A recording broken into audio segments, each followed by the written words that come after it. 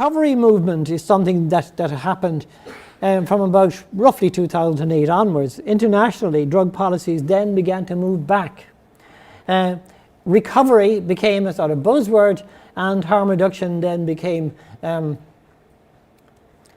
less favoured, I suppose, beginning to fall into disfavour. You can interpret the recovery movement as, a reflection of media and political popular displeasure at harm reduction strategies, especially displeasure at methadone maintenance, which is seen by many as, keeping people parked in addiction when they really should be getting them all drug-free. And probably you could explain that because the threat of AIDS was no longer the same. AIDS had become a manageable chronic condition rather than an acute terminal condition, so that the impact of AIDS and drug policy was gone. And in a way then we're reverting ideologically back to some of the old ideas. We should really be getting people drug-free. For policymakers, this is difficult. I like that. I hope I've got it right that the current national drug strategy, when I was doing this, I meant to look it up. I think it's called Reducing Harm, Supporting Recovery. This is called running with the hare and hunting with the hounds. You've covered all your angles here, and I don't blame them. We never use the phrase recovery in Ireland, which is always interested in me. We for a long time have really used the word rehabilitation. Now, some cunning plan, some cunning civil servant, I suspect, used the word rehabilitation because it reduces the chance of us being dragged into international conflict with people beating one another up about recovery as opposed to harm reduction. The reality is we still have about, I think, in excess of 10,000 people, opiate-dependent people, who are on methadone maintenance. And I suppose there is a recognition that people who are opiate dependent don't have what sometimes is described as recovery capital. In other words, they are not just addicted to an opiate. They usually are people with multiple problems. Background of great poverty, unemployment, poor housing conditions, early school leaving, poor literacy, no job qualifications, early involvement with the criminal justice system. You have a whole package of difficulties which mean that the simple idea of getting people drug-free, keeping them drug-free, is not unfortunately realistic. And for people working in that business, there is also the fear that it's easy to get someone detoxified and drug-free. If they relapse, you are faced with the great worry that when their opiate tolerance is gone, they will go back to using street heroin and they will die of a fatal overdose. And unfortunately, as most people know, we have very high rates of fatal overdose.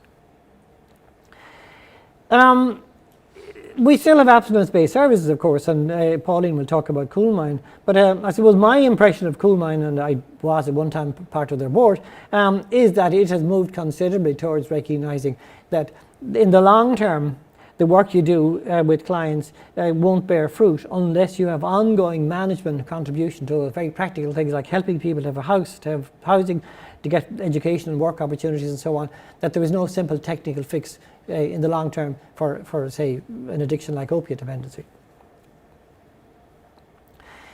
I'll finish in a few minutes. Now, public health and alcohol in Ireland. After the demise of the disease concept in the 1980s, public health advocates in Ireland began to push very strongly for initiatives that would reflect the new public health view, that alcohol is, as they say, no ordinary commodity. The notion is that alcohol is addictive, it's an intoxicant, it is toxic, and it creates risk for all consumers.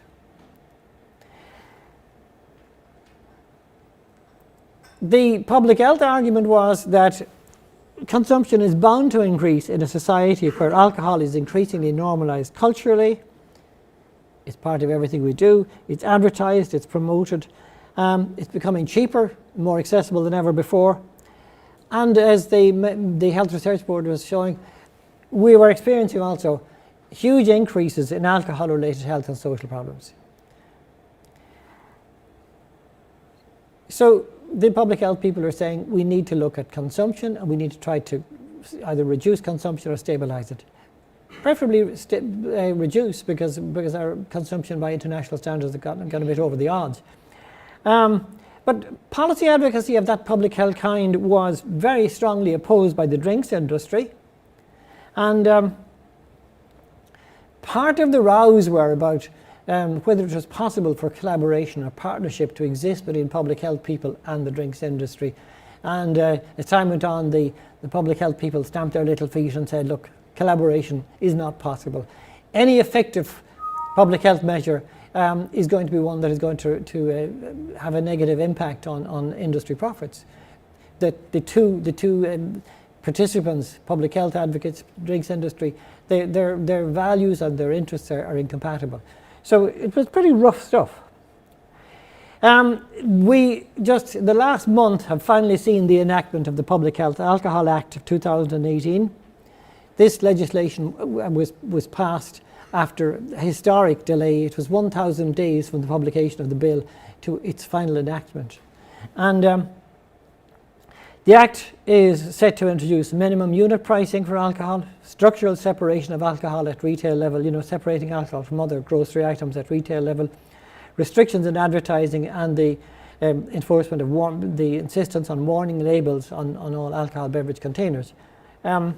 This legislation hasn't been commenced yet, and the indications are that nothing will happen on actual implementation for at least a year. And it's possible that there may be objections and legal objections and so on to some elements of it, even still, by the industry. So the protracted nature of the legislative process, it reflects on, drinks industry's success in lobbying against this initiative, but also political uncertainty with politicians not quite sure where does the public stand on this. Are we heading towards the nanny state? So even though there is very strong evidence that the public health initiative would be good, the political process has been slow and we're not there yet. Finally, to conclude, I think it's unlikely that we will ever achieve a position where we have objective, value-free science that will come up with findings and conclusions that will definitively resolve all these age-old controversies about the way we use psychoactive substances. I think we can expect that debate about addiction and substance misuse, it will continue to be a mixture of scientific and moralistic discourse. I think we can be sure, absolutely, that we will never achieve a drug-free world, whatever the United Nations may want.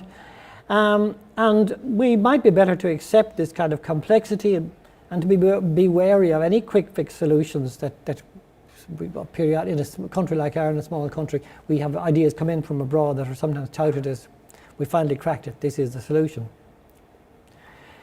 Public policy on this matter is likely to remain a hybrid affair between the health sector and the criminal justice sector. But I want to finish on a positive note because I don't think that what we're doing in Ireland is any worse than anywhere else. And Irish policies, Irish service interventions, we've probably tended to become more pragmatic and humanistic. And let me end on a positive note. We are doing as well as anybody else. Thank you all.